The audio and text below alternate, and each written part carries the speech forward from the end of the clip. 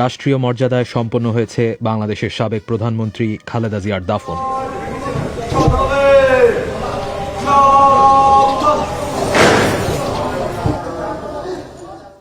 তার স্বামী জিয়াউর রহমানের কবরের পাশেই দেয়া হয় তার কবর।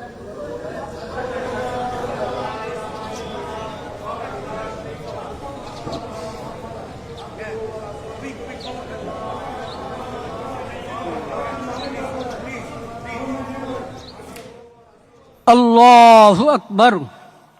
সংসদ ভবনের সামনে খালেদা জিয়ার জানাজায় উপস্থিত ছিলেন লাখো মানুষ। আমি মরহুমা বেগম খালেদা জিয়ার বড় সন্তান তারেক রহমান। আমি আজকে এখানে উপস্থিত সকল ভাইয়েরা এবং বোনেরা যারা উপস্থিত আছেন, মরহুমা বেগম খালেদা জিয়া জীবিত থাকাকালীন অবস্থায় যদি আপনাদের কারো কাছ থেকে কোনো ঋণ নিয়ে থাকেন, দয়া করে আমার সাথে যোগাযোগ করবেন, আমি সেটি পরিশোধের ব্যবস্থা করব ইনশাআল্লাহ।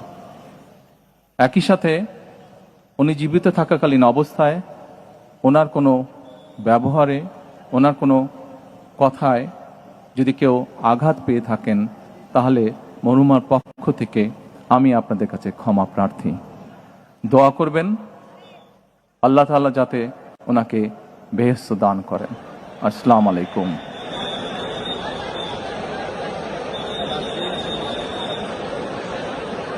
বিএনপি চেয়ারপারসন ও সাবেক প্রধানমন্ত্রী খালেদা জিয়ার জানাজায় অংশ নিতে এবং তাকে শেষ শ্রদ্ধা জানাতে দেশের বিভিন্ন প্রান্ত থেকে বিএনপি নেতাকর্মীদের পাশাপাশি সাধারণ মানুষও এই জানাজায় যোগ দিতে আসেন। ঢাকার বাইরে বিভিন্ন এলাকা থেকে আসা মানুষকে ভোর থেকে জানাজা ও দাফনের স্থানের আশেপাশে অপেক্ষা করতে দেখা যায়। জানাজায় বাংলাদেশের অন্তর্বর্তী সরকারের প্রধান অধ্যাপক মোহাম্মদ ইউনূস সহ রাষ্ট্রীয় গুরুত্বপূর্ণ ব্যক্তিরাও উপস্থিত ছিলেন। জানাজায় অংশ নিতে বিএনপি নেতাকর্মীদের পাশাপাশি বাংলাদেশের অন্যান্য রাজনৈতিক দলের নেতারাও উপস্থিত ছিলেন। 30 ডিসেম্বর খালেদা জিয়ার মৃত্যুর সংবাদ প্রকাশ হওয়ার পর শোক জানিয়েছিলেন জামায়াত, জাতীয় পার্টি, এনসিপি সহ বিভিন্ন রাজনৈতিক দল। শোক জানিয়ে বিবৃতি দিয়েছে কার্যক্রম নিষিদ্ধ থাকা আওয়ামী লীগও। এছাড়া যুক্তরাষ্ট্র, ফ্রান্স, যুক্তরাজ্য সহ বিশ্বের বিভিন্ন দেশ খালেদা জিয়ার মৃত্যুতে শোক জানায়। শোক জানাতে বুধবার সকালে ঢাকায় ভারত ও ভুটানের পররাষ্ট্রমন্ত্রী ও পাকিস্তানের স্পিকার সহ উপস্থিত ছিলেন বিভিন্ন দেশের প্রতিনিধিরা। খালেদা জিয়ার জানাজা ও দাফনকে কেন্দ্র করে ঢাকার রাস্তায় যান চলাচল ছিল নিয়ন্ত্রিত। এছাড়া রাস্তায় সেনাবাহিনী, র্যাব, পুলিশ সহ বিপুল পরিমাণ নিরাপত্তা বাহিনীর সদস্যদের উপস্থিতি ছিল।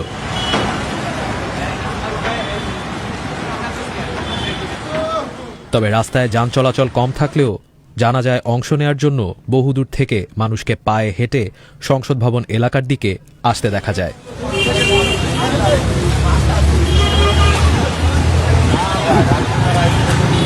বুধবার সকালে 9টার দিকে খালেদা জিয়ার মরদেহ এভারকেয়ার হাসপাতাল থেকে নেওয়া হয় তারেক রহমানের গুলশানের বাসভবনে। মিস জিয়ার মরদেহ যে গাড়িটি বহন করছিল সেটি ছিল বাংলাদেশের জাতীয় পতাকায় মোড়ানো।